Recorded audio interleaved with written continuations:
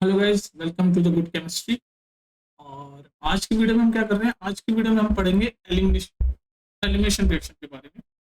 ये बहुत ही इंपॉर्टेंट है। मतलब इसको आप मैं वही जैसे हमने SN1 SN2 पढ़ी थी ना प्रीवियस वीडियोस में, पढ़ लेना उसको अगर आपने नहीं पढ़ा तो प्लेलिस्ट में जाके। तो जैसे SN1 SN2 मैंने आपको बोला था कि वो आपका बेसिक है। वो सिर्फ एक टॉपिक की तरह मत देखो कि SN1 और SN2 रिएक्शन का मैकेनिज्म मैंने सीख लिया और खत्म हो गया, टॉपिक खत्म हो गया। नहीं, वो एक आपका एक बेसिक है। वो आने वाले चैप्टर्स में, आने वाले रिएक्शनों में आप देखोगे कि यार ये वाली रिएक्शन भी SN1 मैकेनिज्म से हो रही है या SN2 मैकेनिज्म से हो रही है। मतलब वो बेसिकली एक बेस है, वो आपको समझ आना जरूरी है। तो सिमिलरली एलिमिनेशन रिएक्शन भी SN1 SN2 की तरह ही आपका बेस है, आपका रूट है और आपको समझना जरूरी है। तो जैसे SN1 SN2 दो तरीके के रिएक्शन मैकेनिज्म्स थे, ऐसे एलिमिनेशन रिएक्शन के भी दो तरीके के मैकेनिज्म है, एक E1 और एक E2। अगर आपने SN1 SN2 पढ़ा है तो आपको थोड़ा सा तो आइडिया हो रहा होगा ये E1 E2 का मतलब क्या है। तो E1 में वही है कि जो रेट डिटरमाइनिंग स्टेप होता है उसमें एक ही मॉलिक्यूल पार्टिसिपेट कर रहा है। जो ये वन है वो ये दिखा रहा है कि एक ही मॉलिक्यूल पार्टिसिपेट कर रहा है रेट डिटरमाइनिंग स्टेप में। रेट डिटरमाइनिंग स्टेप, ठीक है, रेट डिटरमाइनिंग स्टेप में एक ही मॉलिक्यूल पार्टिसिपेट कर रहा है। और E2 में दो मॉलिक्यूल एक साथ पार्टिसिपेट करेंगे। बेसिकली मतलब दो चीजें एक साथ होगी इसमें E2 में, साइमल्टेनियसली दो चीज होगी। जैसे SN2 रिएक्शन में दोनों चीजें एक साथ होती है ना, कि भाई न्यूक्लियोफिल सब्स्टिट्यूट होता है और लिविंग ग्रुप अपना लीव कर देता है। न्यूक्लियोफिल का जो न्यूक्लियोफाइल होता है उसका सब्स्टिट्यूशन होता है और साथ साथ आपका जो लिविंग ग्रुप है वो लीव कर देता है। दोनों चीजें एक साथ साइमल्टेनियसली होती थी ना SN2 में, ऐसे E2 में भी दो चीजें एक साथ होगी, दो मॉलिक्यूल एक साथ पार्टिसिपेट करेंगे। तो हम देखते हैं डिटेल में क्या है। थोड़ा सा मैंने आपको आइडिया दिया और SN1 SN2 के पैरेलल में आपको समझाना चाह रहा हूँ कि एलिमिनेशन रिएक्शन। ओके, अब हम सीधे चलते हैं एलिमिनेशन रिएक्शन। देखो एलिमिनेशन रिएक्शन को एक और चीज बोल सकते हैं समझाने के तौर पे, dehydro halogenation. Dehydro halogenation elimination reaction मतलब डीहाइड्रो हेलोजिनेशन। मतलब क्या है डीहाइड्रो का? डीहाइड्रो, डी मतलब किस चीज को रिमूव करते हैं? तो डीहाइड्रो हेलोजिनेशन मतलब यहाँ दो चीजें रिमूव हो रही है। एलिमिनेट का मतलब भी क्या है? एलिमिनेट करना, रिमूव करना। तो यहाँ पर कौन सी दो चीजें रिमूव हो रही होगी? हाइड्रो मतलब हाइड्रोजन रिमूव हो रहा होगा, एलिमिनेट हो रहा होगा। और हेलोजिनेशन मतलब आपका हेलोजन, जो भी हेलोजन आपका होगा वो रिमूव हो रहा होगा। तो बेसिकली दो चीजें इसमें एलिमिनेट हो रही है, दो चीजें इसमें रिमूव हो रही होगी एलिमिनेशन रिएक्शन में, एक तो हाइड्रोजन और आपका एक हेलोजन। अब देखते हैं कैसे। तो ये डीहाइड्रोहेलोजिनेशन एक तरह से आपको एक वर्ड में पूरी एलिमिनेशन रिएक्शन का समझा रहा है कि एलिमिनेशन रिएक्शन में होता क्या है। डीहाइड्रोहेलोजिनेशन होता है मतलब हाइड्रोजन का रिमूवल होता है और हेलोजन का भी रिमूवल होता है। हाइड्रो हेलोजिनेशन, डी, डी मतलब रिमूव। ठीक है, तो ये बेसिक आपको समझ आया। अब हम चलते हैं रिएक्शन में और रिएक्शन से समझने की कोशिश करते हैं कि ये एलिमिनेशन रिएक्शन होता है कैसे। तो पहले मैं E1 बताऊंगा आपको। E1 आई थिंक आपके एनसीईआरटी में इतना डिटेल में डिस्टिंग्विश नहीं करा कि E1 क्या E2 क्या, बहुत ही वेगली उन्होंने बता दिया, बहुत ही इजीली। लेकिन हम यहाँ पर तो डिटेल में पढ़ेंगे अच्छे से। E1 रिएक्शन पहले हम पढ़ेंगे, E1 रिएक्शन हम दोनों देखेंगे अच्छे से। ठीक है, E1 रिएक्शन। तो मान लो आपका ये कंपाउंड है ब्रोमो पेंटेट। तो एक, दो, तीन, व्हाइट कलर से करते हैं, कलर कोडिंग करेंगे हम चीजें समझाने के लिए। तो यहाँ पे एक कंपाउंड है, एक, दो, तीन, चार, पाँच, पाँच हो गए ना, पेंटेन हो गया। और आपका ये तीन हाइड्रोजन, ये आपका यहाँ पर मान लो आपका ये हेलोजन जुड़ा हुआ है, ब्रोमीन। ठीक है, और ये हाइड्रोजन। अभी सिर्फ मैं कंपाउंड बना रहा हूँ, घबराओ मत। CH2 CH2 CH2 और ये आपका CH3 लास्ट। ठीक है, पढ़ पा रहे हो आप इसको? क्या है इसका? अगर आप आयुर्वेदिक नेम लिखना होगा तो क्या है? एक, दो, तीन, चार, पांच, पांच कार्बन है यानी कि पेंटेन। सब में सिंगल बॉन्ड है तो पेंटेन। और वन, टू, टू पे ब्रोमीन है तो टू ब्रोमो पेंटेन। अगर इसका आयुर्वेदिक नेम आपसे कोई पूछे तो टू ब्रोमो पेंटेन। तो ये टू ब्रोमो पेंटेन आपका है। ठीक है, अब मान लो इवन रिएक्शन हम पहले देख रहे। इवन रिएक्शन, अगर मान लो आप इस टू ब्रोमो पेंटेन को आपको रिएक्ट कराया गया इथेनॉल से। इथेनॉल क्या होता है? इथेनॉल क्या होता है पता है आपको? C2H5OH, ये होता है ना इथेनॉल। इथेनॉल क्या होता है? C2H5OH, दो कार्बन होते हैं, एक, दो, तीन, ये हाइड्रोजन, चार, OH, ये होता है ना इथेनॉल। इथेनॉल C2H5 ही तो लिखा है ना, C2H5, C2H5, ठीक, OH, ये अल्कोहल ग्रुप है। तो अब हुआ क्या है कि आपका ब्रोमेटेन है, 2 ब्रोमोपेंटेन है, इसका नाम भी लिख लेते हैं, 2 ब्रोमोपेंटेन। तो इस सॉल्वेंट के साथ, मतलब इस सॉल्वेंट में इसको रिएक्ट करवाया गया इथेनॉल में, जो कि इथेनॉल आप ध्यान से देखो, इथेनॉल एक तरीके का वीक वीक बेस है। इथेनॉल क्या है? वीक बेस है, वीक बेस है इथेनॉल, आपका एक वीक बेस है। अब इसको रिएक्ट कराया गया। अब एलिमिनेशन रिएक्शन में, इवन रिएक्शन में क्या होता है, तो ये हमारे 2 ब्रोमोपेंटेन को, ये जो हमारा सॉल्वेंट है इसके साथ रिएक्ट जब होगा ये, तो मैंने आपको बताया जो C2H5 जो हमारा सॉल्वेंट है वीक बेस है। तो अब इसको कैसे रिएक्ट कराएं, तो ये बहुत ही हमें वेट करना पड़ेगा। ये जो ब्रोमीन है, ब्रोमीन में कितने वैलेंस इलेक्ट्रॉन होते हैं? 7, 1 2 3 4 5 6 और ये 7, 13 7, ठीक है। ये ब्लू वाले सारे ब्रोमीन के इलेक्ट्रॉन है। और आपको पता है कि कार्बन से ज्यादा ब्रोमीन इलेक्ट्रोनेगेटिव होता है। इलेक्ट्रोनेगेटिव मतलब उसकी टेंडेंसी होती है इलेक्ट्रॉन को अपनी तरफ खींचने की, तो ब्रोमीन ज्यादा इलेक्ट्रोनेगेटिव होता है। तो हमें वेट करना पड़ेगा कि ब्रोमीन, ये जो कार्बन का ये जो इलेक्ट्रॉन है ना, ये बॉन्ड हमेशा 2 इलेक्ट्रॉन से बनता है, तो ये ब्लू वाला तो ब्रोमीन का ही है और ये येलो वाला कार्बन का इलेक्ट्रॉन है। तो ब्रोमीन क्या है, मैंने बोला कार्बन से ज्यादा इलेक्ट्रोनेगेटिव है, तो उसकी टेंडेंसी क्या होगी? इलेक्ट्रॉन अपनी तरफ खींचने की। तो वो कोशिश करेगा ये जो येलो कार्बन का जो इलेक्ट्रॉन है इसको अपनी तरफ खींचे। तो हमें ये जो रिएक्शन है इवन रिएक्शन में, क्योंकि ये वीक बेस है, डायरेक्टली जाके अटैक नहीं करेगा इस कंपाउंड पे, क्योंकि ये वीक बेस है। जो इथेनॉल है ये एक वीक बेस है, तो ये अटैक नहीं करेगा इस पे। तो हम वेट करेंगे जब तक ये ब्रोमीन किसी पॉइंट पे ये कार्बन से अपना इलेक्ट्रॉन, ये वाला कार्बन का येलो वाला इलेक्ट्रॉन ले ले और ये लीव कर दे, इस कंपाउंड को लीव कर दे और यहाँ पर कार्बोकैटायन बन जाए, मतलब कार्बन पे पॉजिटिव चार्ज आ जाए। तो वेट करेंगे। तो ये जो फर्स्ट स्टेप होता है यही रेट डिटरमाइनिंग स्टेप भी होता है। आपसे पूछ सकते हैं what is rate determining step E one reaction में। तो रेट डिटरमाइनिंग स्टेप यही है कि ब्रोमीन लीव करे कंपाउंड को, और ये स्लो स्टेप है, स्लो स्टेप है। और देख लो आप, रेट डिटरमाइनिंग स्टेप में एक ही मॉलिक्यूल आपका या एक ही एलिमेंट आपका पार्टिसिपेट कर रहा है, जो कि ब्रोमीन। ये ब्रोमीन ही पार्टिसिपेट कर रहा है इसमें। ये जो बेस है आपका OH, OH को हम एज अ बेस देखते हैं, तो ये बेस आपका पार्टिसिपेट नहीं कर रहा है, तो बस वेट कर रहा है, वीक बेस है, ठीक है। तो अब होगा क्या, एक पॉइंट पे ये जो आपका येलो इलेक्ट्रॉन है ब्रोमीन ले लेगा, ये येलो इलेक्ट्रॉन ब्रोमीन ले लेगा।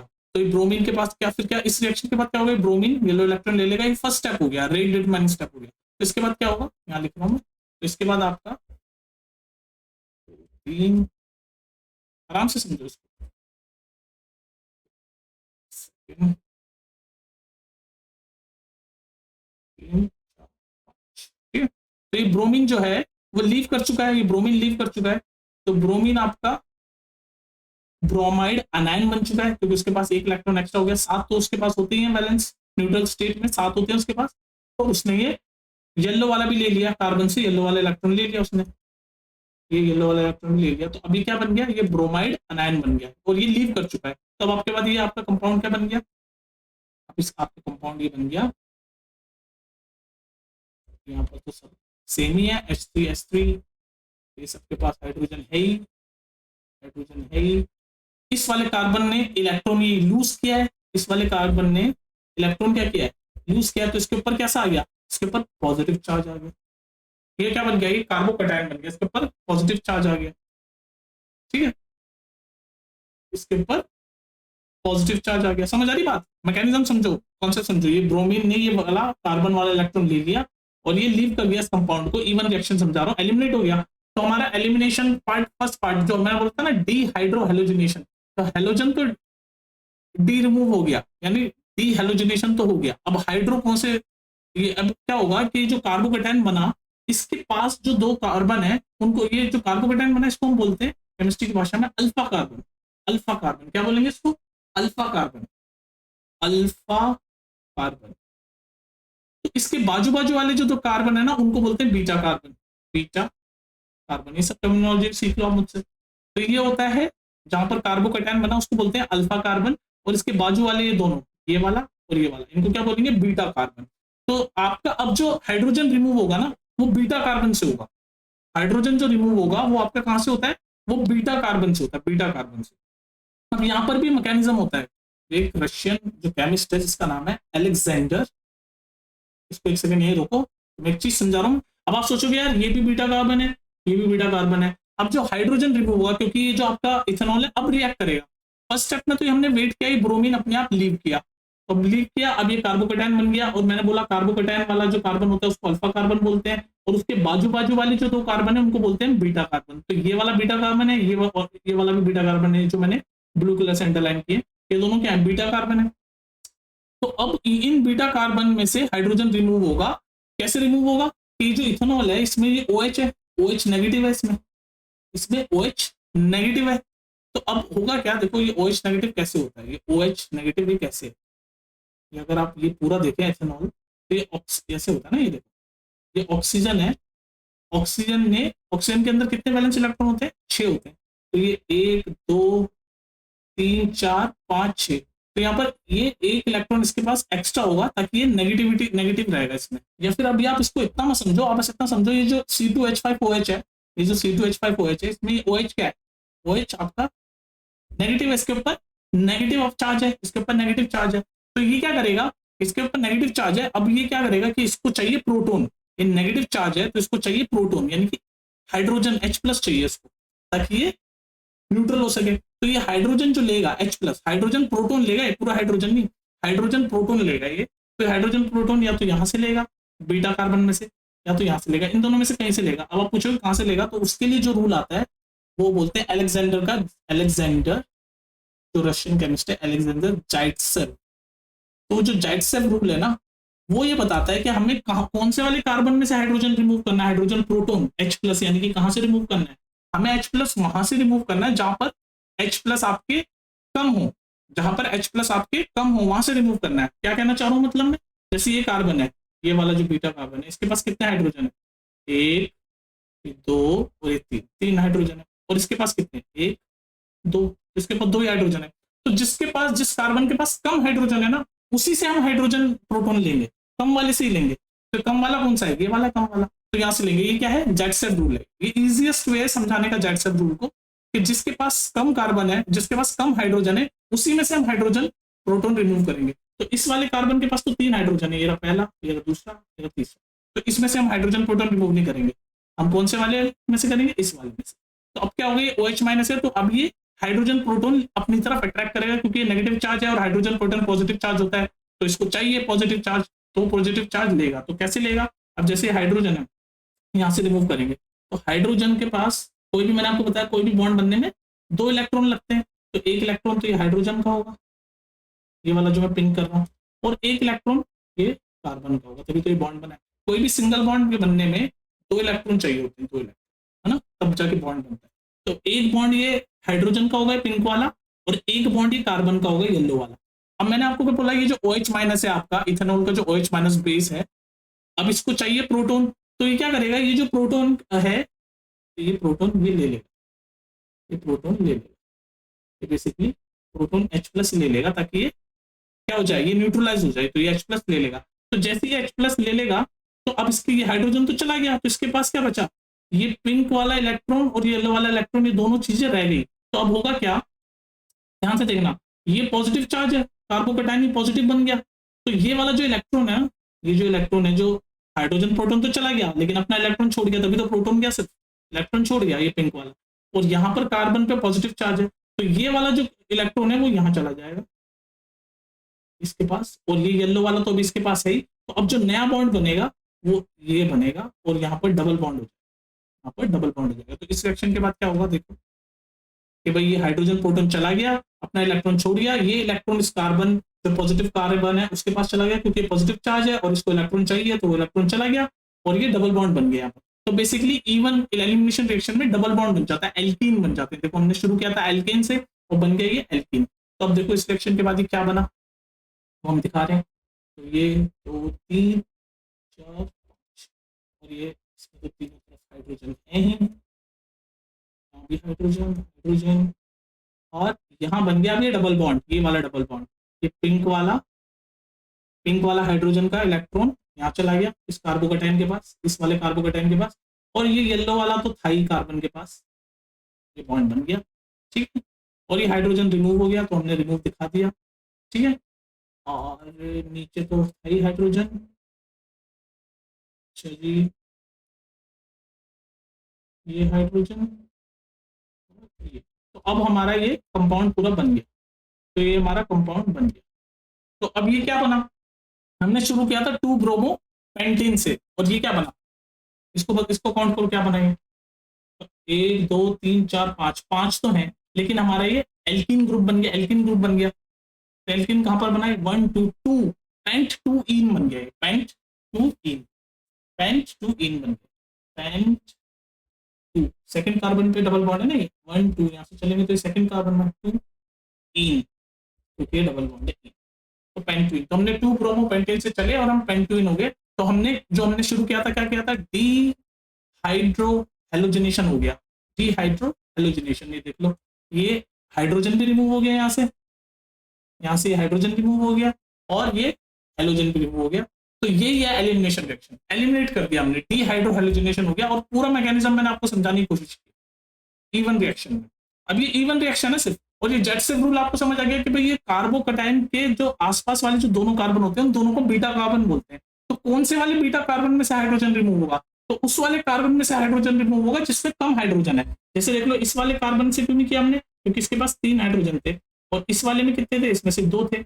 ये इजिएस्ट वे है जेटसेव रूल को समझने का, इजिएस्ट वे। बाकी आप और भी तरीके से बोल सकते हो कि यार जिसके पास फंक्शनल ग्रुप ज्यादा होते हैं वहां से हम हाइड्रोजन रिमूव करेंगे, क्योंकि उसको, ये मैं डिटेल में बता रहा हूँ, वो कंफ्यूज करना नहीं चाह रहा कि इसके पास, इस वाले कार्बन के पास ज्यादा फंक्शनल ग्रुप है। देख लो, ये फंक्शनल ग्रुप है, CH2 है, CH3 है। इस वाले कार्बन के पास तो बस 3 हाइड्रोजन ही है। अगर यहाँ से मैं रिमूव करता तो इसके पास कोई ज्यादा फंक्शनल ग्रुप नहीं है, ठीक है। तो ये जो अगर आप रिमूव करोगे तो ये आपको स्टेबल करके रखेंगे, क्योंकि इसके पास ज्यादा फंक्शनल ग्रुप है, अगर आप डिटेल में समझना चाहो।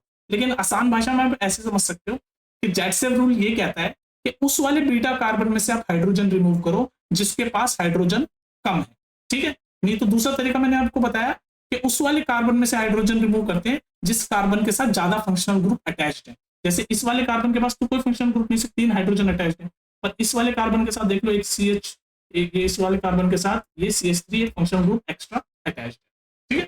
तो ये जेटसेव रूल भी मैंने आपको समझाने की कोशिश की।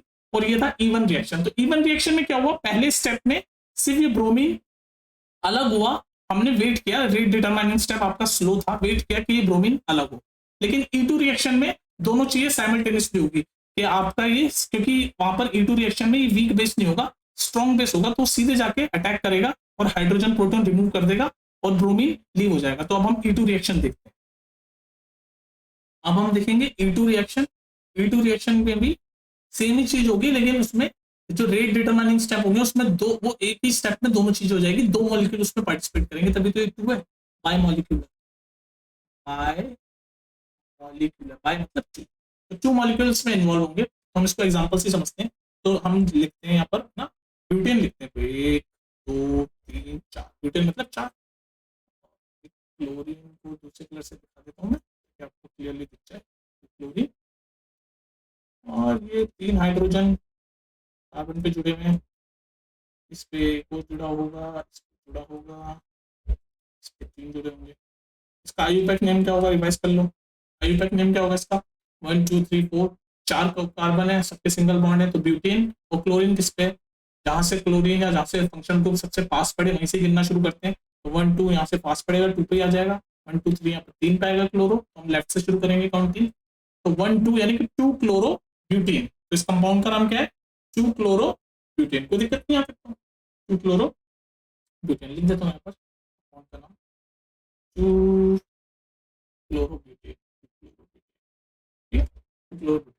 अब मान लो 2 क्लोरो ब्यूटेन को हमने सॉल्वेंट, मान लो मिथेनॉल लिया हमने, मिथेनॉल CH3OH, मिथेनॉल में हमने एज अ सॉल्वेंट हमने इसको रिएक्ट करवाया, और हमारे पास सॉल्ट है सोडियम मिथॉक्साइड, सोडियम मिथॉक्साइड, ठीक है। तो जब ये एक सॉल्ट होता है, सोडियम मिथॉक्साइड एक तरीके का सॉल्ट होता है, जब ये आपका मिथेनॉल किसी भी सॉल्वेंट में मिक्स होता है तो ये डिसोसिएट हो जाता है। किस किस चीज में डिसोसिएट हो जाता है, A प्लस और OCH3 माइनस। इसके पास, ऑक्सीजन के पास हमेशा 6 इलेक्ट्रॉन होते हैं, लेकिन यहाँ पर एक एक्स्ट्रा है, एक्स्ट्रा है, तो 7 हो जाएंगे, तभी ये नेगेटिव चार्ज है। तो जैसे ये जो आपका, वैसे तो सॉल्ट होता है सोडियम मेथॉक्साइड, लेकिन किसी सॉल्वेंट में जब हम इसको मिक्स करते हैं तो ये डिसोसिएट हो गया Na प्लस और OCH3 माइनस, ठीक है। और ये एक तरीके का स्ट्रॉन्ग बेस है, जैसे हमने E1 में देखा वो वीक बेस था, ये एक तरह का क्या है, ये स्ट्रॉन्ग बेस है। तो अब ये स्ट्रॉन्ग बेस है, तो इसको इसके पास नेगेटिव चार्ज है, नेगेटिव चार्ज है, तो इसको चाहिए प्रोटॉन। ये क्या है, नेगेटिव चार्ज है, तो एक तरह का क्या है, ये है एक तरह का न्यूक्लियोफाइल बोल रहा हूं। तो इसको न्यूक्लियस चाहिए, न्यूक्लियोफाइल, न्यूक्लियस क्या होता है, पॉजिटिव होता है, फाइल मतलब इस चीज को पसंद करने वाला, तो न्यूक्लियोफाइल मतलब न्यूक्लियस को पसंद करने वाला, तो इसको पॉजिटिव चार्ज चाहिए क्योंकि ये नेगेटिव है, इसको क्या चाहिए, पॉजिटिव चार्ज। तो इसको प्रोटॉन चाहिए और ये स्ट्रॉन्ग बेस की तरह एक्ट कर रहा है, तो ये प्रोटॉन लेगा, अब वही जेट से रूल लगेगा। ये आपका कार्बन है जिसके ऊपर हेलोजन जुड़ा हुआ है, उसके बाजू बाजू वाले जो कार्बन होते हैं उनको हम क्या बोलते हैं, बीटा कार्बन, और जिसके ऊपर हेलोजन जुड़ा होता है उसको क्या बोलते हैं, अल्फा कार्बन। तो ये दोनों बीटा कार्बन है, तो बीटा कार्बन में से ही किसी एक बीटा कार्बन में से ये हाइड्रोजन प्रोटॉन लेगा। तो मैंने अभी बताया जेट सेल रूल क्या कहता है, इस वाले बीटा कार्बन में से आप लोगे हाइड्रोजन, जिस बीटा कार्बन के पास कम हाइड्रोजन होंगे उसी में से हम हाइड्रोजन लेंगे, कम होंगे। ये एक आसान तरीका है जेट सेल रूल को समझने का, कि जिस बीटा कार्बन के पास कम हाइड्रोजन होंगे उसी में से हम हाइड्रोजन प्रोटॉन ले लेंगे। या फिर दूसरा तरीका क्या है जेट सेल रूल बोलने का, कि जिस कार्बन के पास फंक्शनल ग्रुप ज्यादा होंगे उसमें से हम हाइड्रोजन लेंगे। तो आप देखो फंक्शनल ग्रुप किसके पास ज्यादा है, देखो इस वाले कार्बन के पास तो कुछ नहीं, बस ये 3 हाइड्रोजन है। अगर इसमें से लेंगे, इस वाले बीटा कार्बन में से हम लेंगे तो इसके पास तो 3 हाइड्रोजन है और कोई फंक्शन ग्रुप नहीं है। लेकिन इस वाले कार्बन के पास तो एक ये फंक्शन ग्रुप एक्स्ट्रा जुड़ा हुआ है, ये 2 हाइड्रोजन के साथ ये CH3 जुड़ा हुआ है ना, मिथाइल ग्रुप। ठीक है, तो हम इस वाले यानी कि किस वाले में से, किस वाले बीटा कार्बन में से हाइड्रोजन लेंगे, इस वाले में से। ये तो अल्फा कार्बन है जिस पे हाइड्रोजन जुड़ा होता है, वो अल्फा कार्बन होता है, ये है अल्फा कार्बन। ये पता होनी चाहिए आपको टर्मिनोलॉजी, ये अल्फा कार्बन है और ये दो बाजू बाजू वाले बीटा बीटा कार्बन होते हैं। तो किस बीटा कार्बन में से हम हाइड्रोजन प्रोटॉन लेंगे, यानी कि हम मतलब ये स्ट्रॉन्ग बेस ये जो है OCH3 माइनस, इसको पॉजिटिव चार्ज चाहिए, हाइड्रोजन प्रोटॉन चाहिए, तो किस में से लेगा, ये इस वाले में से लेगा। तो भाई अब क्या होगा, मैंने आपको बोला जो बॉन्ड होता है वो 2 इलेक्ट्रॉन से बनता है, तो ये हाइड्रोजन का 1 इलेक्ट्रॉन है, ये ऑरेंज वाला, ठीक है, और इस कार्बन का ये येलो वाला इलेक्ट्रॉन है, ठीक है? तो अब क्या होगा, ये स्ट्रॉन्ग बेस है, तो ये स्ट्रॉन्ग बेस है, अगर ये स्ट्रॉन्ग बेस है तो इसको ये क्या करेगा, ये वाला जो प्रोटॉन है हाइड्रोजन प्रोटॉन, ये अपनी तरफ खींचेगा, अपनी तरफ ये खींचेगा। तो जैसे ही अपनी तरफ खींचेगा, अब देखो ये E2 रिएक्शन है तो इसमें दोनों चीज साथ होगी, तो जैसे ही अपनी तरफ खींचेगा तो ये जो ऑरेंज वाला इलेक्ट्रॉन रह जाएगा, तो ये ऑरेंज वाला जो इलेक्ट्रॉन है, ये ऑरेंज वाला इलेक्ट्रॉन यहाँ इस कार्बन के पास चला जाएगा, इस वाले कार्बन के पास चला जाएगा, ये ऑरेंज वाला जो इलेक्ट्रॉन है वो इस वाले कार्बन के पास चला जाएगा। समझ लो बात को। अब इस वाले कार्बन के पास एक्स्ट्रा इलेक्ट्रॉन आ गया, तो ये अपना इलेक्ट्रॉन, अब देखो इस कार्बन के पास एक्स्ट्रा इलेक्ट्रॉन आ गया, तो यहाँ पर इसके पास ऑलरेडी इस बॉन्ड के पास ये येलो वाला इलेक्ट्रॉन था और क्लोरीन के पास ये पिंक वाला इलेक्ट्रॉन था। तो अब इसके पास ये वाला हाइड्रोजन वाला ऑरेंज इलेक्ट्रॉन आ गया, ऑरेंज इलेक्ट्रॉन जब ये आ गया तो ये अपना ये जो येलो इलेक्ट्रॉन है ये इस क्लोरीन को दे देगा, क्योंकि क्लोरीन वैसे भी ज्यादा इलेक्ट्रोनेगेटिव है कार्बन से और उसको इलेक्ट्रॉन चाहिए।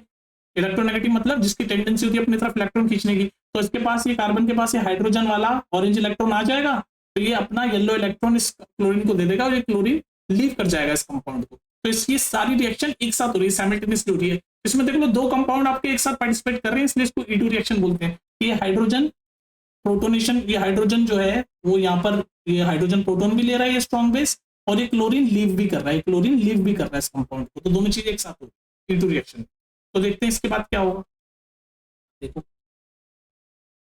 3 4, ठीक, और ये तीनों तरफ हाइड्रोजन, तीनों तरफ हाइड्रोजन, और यहाँ ये क्लोरीन लीव कर गया, ये क्लोरीन लीव कर गया, और ये वाला ऑरेंज वाला इलेक्ट्रॉन ये क्लोरीन लीव कर गया, और ये हाइड्रोजन का ऑरेंज इलेक्ट्रॉन यहाँ पर, और ये कार्बन का येलो इलेक्ट्रॉन था ही, इनने मिलके बॉन्ड बना लिया, यानी ये एल्कीन बन गया, और ये हाइड्रोजन रिमूव हो गया, तो यहाँ बस नीचे बचा हाइड्रोजन, और इसमें ये नीचे बचा, ये क्लोरीन रिमूव हो गया। क्लोरीन के पास वैसे 7 इलेक्ट्रॉन होते हैं, ऐसे 7 होते हैं, 1 2 3 4 5 6, और ये 7वां पिंक, लेकिन अब इसके पास येलो भी आ गया ये कार्बन वाला, तो ये क्या बन गया, क्लोरीड अनायन बन गया। तो ये क्लोरीन 1 2 3 4 5 6, और ये इसने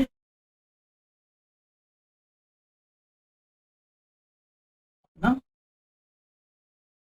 सॉरी 7 इलेक्ट्रॉन होते हैं क्लोरीन के पास, तो 7 ये थे, ये पिंक वाले 7 है, और इसने ये भी ले लिया, कौन सा, येलो वाला कार्बन का भी ले लिया, तो ये बन गया क्लोराइड अनायन 7 7, और ये इसने ले लिया, तो ये क्या बन गया, अनायन बन गया, फिर चला गया।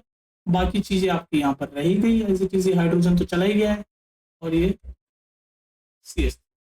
तो हम चले थे 2 क्लोरोब्यूटेन से और हमारा कंपाउंड ये बन गया, हमारा एल्कीन बन जाता है। तो बेसिकली एलिमिनेशन रिएक्शन में हम एल्केन से चलते हैं, एल्केन है ये, और एल्कीन बन जाता है। तो अभी क्या बन गया, 1 2 3 4 या 1 2, ये बन गया 2 ब्यूटूइन बन गया, ब्यूटूइन, ब्यूटूइन, 1 2 3 4, ये सेकंड वाले कार्बन पे डबल बॉन्ड है, तो ब्यूटूइन। तो ये था आपका एलिमिनेशन रिएक्शन E2 वाला, जिसमें आपके सारे स्टेप एक साथ हुए कि इसने ऑक्सीजन, इसने हाइड्रोजन लिया यहाँ पर, तो ये क्या बन गया, जब इसने हाइड्रोजन लिया तो CH3, और इसने हाइड्रोजन लिया तो OH, ये बन गया CH3OH। लेकिन हमें तो बस ये दिखाना था कि हमारा एल्कीन बन गया। तो आप समझ रहे हो, आई होप आप कंफ्यूज नहीं हो रहे होंगे E1 और E2 में। बस आप इतना ध्यान रखो कि इवन रिएक्शन में हम वेट करते हैं कि क्लोरीन या जो भी हैलोजन है वो लीव करे, और उसके बाद आप प्रोटॉन लो। लेकिन इसमें क्या होता है, इसमें दोनों चीजें साथ होती है, प्रोटॉन लेता है और साथ साथ ये आपका हाइड्रोजन लीव कर जाता है। ठीक है, तो ये था E1 और E2 रिएक्शन। और जेटसेव रूल आप समझ गए कि कौन से वाले कार्बन में से हमें हाइड्रोजन प्रोटॉन लेना है, उस वाले कार्बन में से लेना जिसके पास हाइड्रोजन कम। ठीक है, easiest way to understand the Zaitsev rule. तो ये था आपका एलिमिनेशन रिएक्शन, और दोनों E1 और E2 में डिटेल में समझाने की कोशिश की है। और इसमें आपको कुछ भी क्वेश्चन हो तो मुझसे पूछ लेना। ठीक है, मिलते हैं फिर नेक्स्ट वीडियो में। Take care.